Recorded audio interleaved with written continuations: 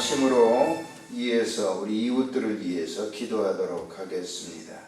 존귀하신 우리 하나님, 은혜를 감사합니다. 새벽 미명에 부르시고 기도하게 하시오니 감사를 드립니다. 아버지 나라와 뜻으로 우리 심령 안에 채우시사 오늘도 내 사랑하는 이웃들을 내 몸과 같이 사랑하게 하시고 그들을 위해서 기도할 수 있도록 은총 베풀어 주시기를 빌고 원합니다.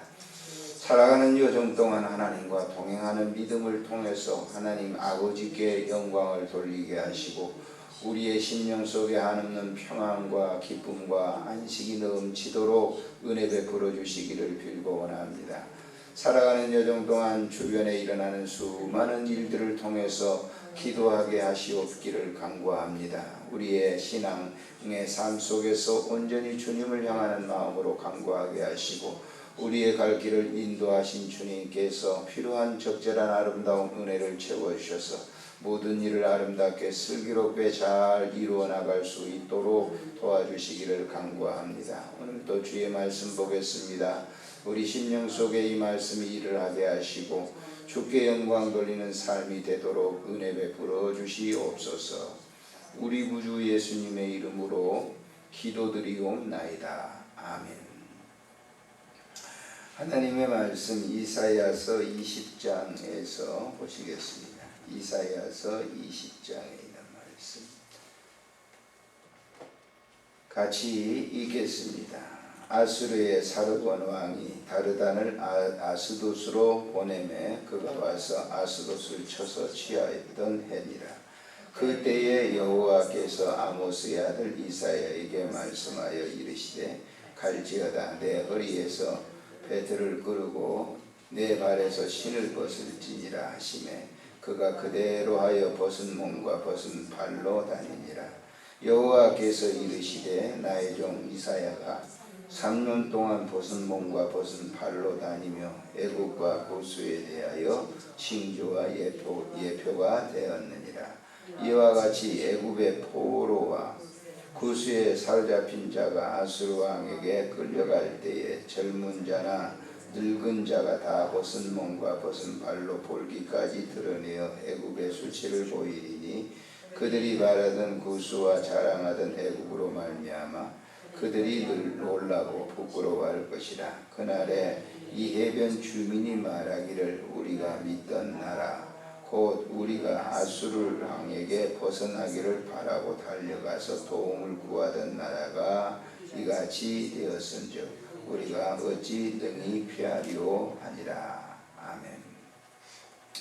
이사야 선지자는 당시에 유다 주변에 있는 강대국들에 대한 이 예언을 하게 되는데요. 애굽에 대한 이제 예언을 하게 됩니다. 애굽도 반드시 심판을 하겠다. 그 이유가 뭐냐면요. 당시에 이제 역사를 이렇게 보게 되면은 우리가 이사야가 활동하던 시대가 우시야, 요다마스, 히스기야, 그 다음에 히스기야 시대까지 약 100개 한 20년 가량이 됩니다만은 물론 그 4명의 왕들을 모셨지만은 그렇게 오랫동안은 오랫동안이라고 볼 수는 없겠죠. 그렇지만은 히스기야까지 그 활동을 하면서 그 히스기야 왕이 통치할 때에 아수르라고 하는 굉장히 큰 나라가 이제 애굽에 대해서 애굽을 갖다가 북이스라엘을 점령하고 이제 유다 나라를 점령하고 이제 애굽을 갖다가 침공을 하는 그때입니다. 근데 히스기야 당시에는 이제 완전히 유다가 넘어가지는 않았죠. 그 유다 전 지역에 있는 모든 곳들이 지배를 당했지만은 예루살렘은 그 도성 그대로 있었죠. 그러니까 그때 당시니까 나라가 굉장히 이제 어렵잖아요. 강대국에 의해서 지배를 받고 지배가 되기 때문에 굉장히 어려운데 하나님께서 그때 이 이사야 선지자를 통해서 하나의 그 행동을 통해서 이 애굽의 나라를 하나님께서 망하게 하겠다. 아수르를 통해서. 그래서 이 아수르 나라가 지금 이제 애굽으로 남진 정책을 갖다가 쓰고 있는 것이죠. 그래서 그 상황 속에서 이 유다 사람들은 이 요시야 왕만 해도 이 애굽과 동맹을 맺어가지고 이 아수르의 침공을 갖다가 막으려고 하는 그런 정책을 쓰고 있었어요. 근데 하나님께서는 이사야 선지자에게 그런 정책을 써서는 안 된다는 거죠. 애국은 결국 망하게 될 것이다 라고 하는 그런 예언을 하면서 하나님을 견고하게 섬기는 그 믿음을 갖다가 권장을 하고 있어요. 그런데 사실은 요시야 왕이 29년 통치를 하면서 물론 그가 굉장히 잘했죠. 유월절도 하고 회복식 아버지 할아버지 므낫세가 그리고 아버지가 흐트러 놓았던 이 신앙생활을 다 잡았단 말이에요. 그렇지만 인간적인 생각에 이 애국과 동맹을 맺는 그런 동맹을 통해서 아수르와 이제 대항하기 위한 그런 정책을 쓰게 되는데 결국은 이제 아시겠지만은 요시야 왕은 이 애국과 이 동맹 정책에 의해서 전쟁에 나가서 결국 거기서 전사를 하게 되지 않습니까? 그 이후에 이제 유다 나라가 이 여호아스를 갖다가 왕을 세우고 이제 이름도 바뀝니다만은 애굽에서 이제 여호야김 또 여호야긴 그렇게 이어지면서 나라가 이제 유다 나라가 망하잖아요. 그러니까 그 중간에 이제 망하기 직전에 일어났던 그 일들이 이런 결과를 애굽 나라가 있게 될 것이니까 이 이사야 선지자를 통해서 유다 백성들에게 강력한 메시지를 주고 있어요. 하나님을 바로 섬겨야 된다라고 하는 거예요.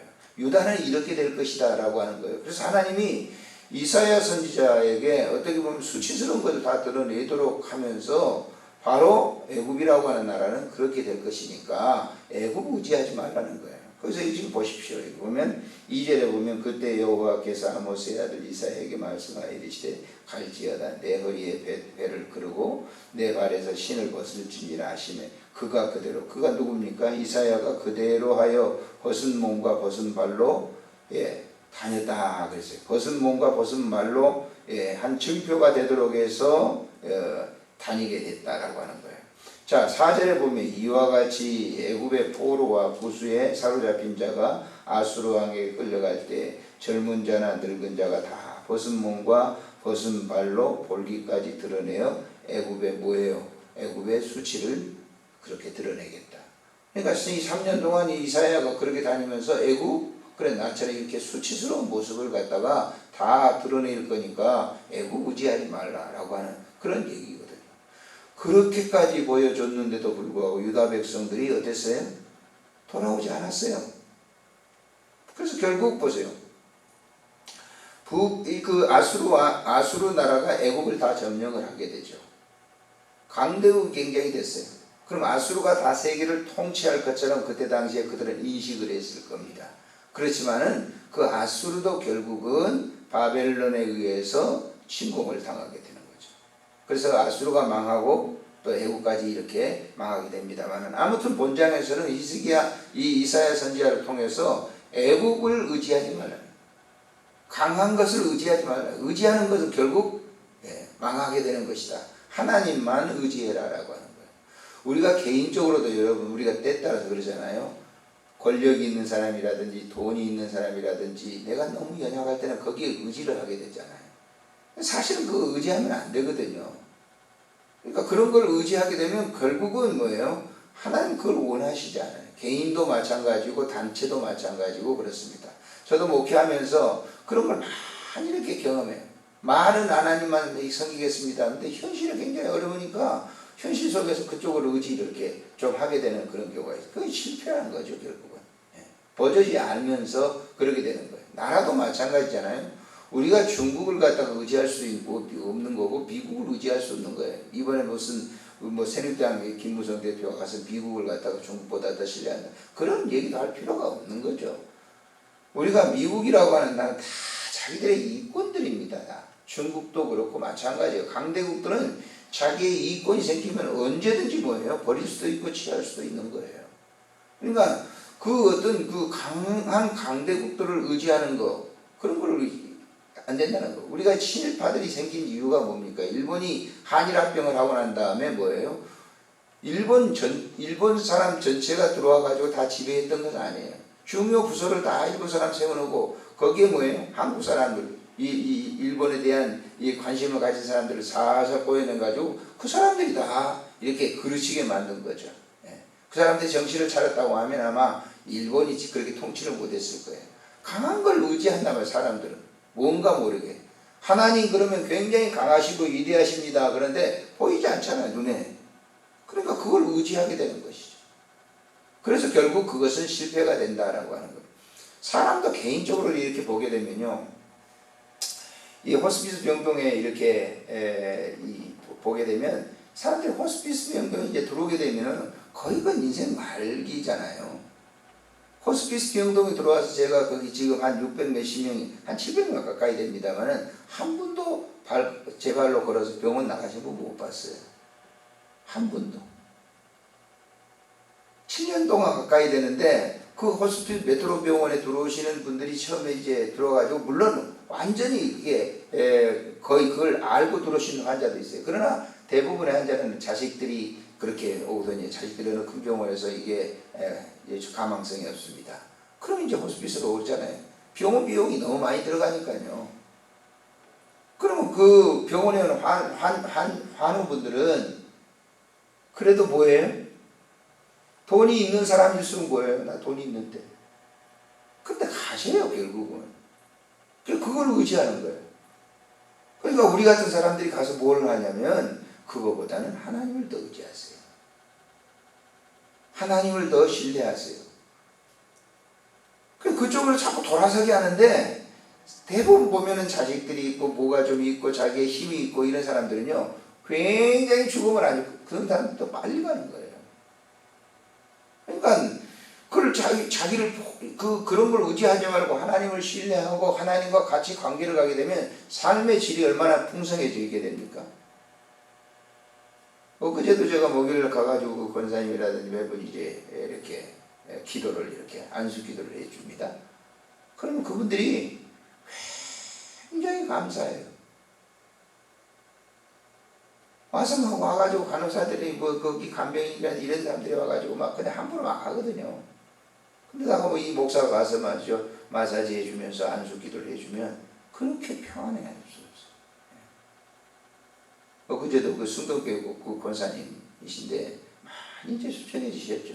처음에는 그분도 거기 들어오실 때 한 3개월 넘었습니다만은 살아가실 줄 알았어요. 걷고 그러시니까 뭐 이제 여기서 좀 있으면 되겠지. 근데 부모 다 장로님이나 그 납대 대신 장로님이나 자식들은 다 알고 거기 온 거거든요. 근데 당신은 안 그런 줄 알아요. 지금 이제 받아들이는 거예요. 그래서 기도해 주시면 그렇게 감사하고 그런 걸 볼 수가 있어요. 그런 것들이 뭐냐면 호스피스라고 하는 이 봉사팀들이 뭘 주느냐? 우리 힘을 주는 게 아니고 주님을 의지하는 거예요. 주님. 하나님만이 가장 사람에게 위로가 되고 평안이 되는 거예요. 그 메시지를 여기 주는 겁니다. 세상에 우리가 살 때는 뭔가 그냥 그거 있으면 좋을 것 같죠. 그걸 의지하려고 합니다. 그거는요, 다 가는 것들이에요. 지나가는 것들이에요. 그건 사람을 아주 비참하게 만들고 추하게 만드는 거예요. 우리가 롯데라고 하는 거 보시잖아요, 지금요. 롯데. 예? 신격호 씨가 말이에요, 일본 건너가가지고 그 성공하게, 그 껌으로 성공하는 사람이거든요. 껌으로 성공한 사람 아닙니까? 그러니까 자기는 굉장히 인색하고 아끼고, 그걸 좀 그렇게 돈 많이 벌었으면 좀 고향에다가 텅텅 좀 쓰고 그래야 되는데, 그렇게 인생에 돈 아꼈는데 90몇 대니까 보세요. 자식들이 반란이 이렇게 얼마나 추한 모습을 냅니까? 마지막 인생길 가는데. 그런 분이 만약에 좀 이 사고적인 것이 달리 들어가가지고 하나님이 다 그 속에 들어갔다고 하면요, 자기 재산을 갖다가 물론 자식들한테 줘야 되죠. 줘야 되지만 다 사회 환해버리 환원하고 가면요, 얼마나 멋쟁이겠어요? 근데 그렇지 않죠, 사람들은. 그게 뭐냐면 욕심이에요. 물질에 대한 과욕이 화를 자초하게 되는 거예요. 굉장히 추하지 않습니까? 그게 돈이 얼마나 더럽게 만드는 거예요. 그러니까 그런 것들이 전부 성경에 보면요, 깊은 원리를 얘기해주고 있어요. 애국 의지하지 말라는 거예요. 애국 의지하면 안 된다는 거예요. 애국 망한다는 겁니다. 이사야 선지자가 하나님께서 벗은 몸을 가지고 그런 수치스러운 것을 보여주면서 백성들 앞에 자기가 나타내는데도 유다 백성들이 그걸 깨달았어요? 깨닫지 못했어요. 그럼 결국 망하잖아요. 바벨론에 의해서 포로 잡혀가고, 아주 시드기야 같은 사람은 눈이 뽑혀가지고 말이죠, 지일일 끌려서 바벨론까지 마지막 왕이 끌려가는 그런 이 추한 모습이라고 하는 것은 결국 유다 백성들이 순종하지 않기 때문에 그래요. 오늘날 우리도 마찬가지입니다. 신앙생활할 때 오직 하나님만 초지일관 바라보게 되면 그 사람이 값진 사람이고 그 사람이 후대에 아름다운 이름을 남길 수 있는 사람이기 때문에 신앙생활은 어디까지나 올곧게 해야 되는 거예요. 올곧게 바로 거기에 초점을 맞추게 되면 삶의 질이 부유해진다라고 하는 것이죠. 우리가 이혜인 수녀 같은 사람들을 보게 되면 그분 보세요. 천주교 수녀님이시지만은 그분의 그 마음이 얼마나 깨끗한지 몰라요. 그러니까 그런 것들이 뭐예요? 결국 우리에게 이런 귀한 그 교훈을 우리가 주는 것이기 때문에 오늘도 우리가 생각할 때 초지일관 하나님만을 바라보면 그 하나님만 바라보며 살아가는 삶이 세상 사람들에게 인정되지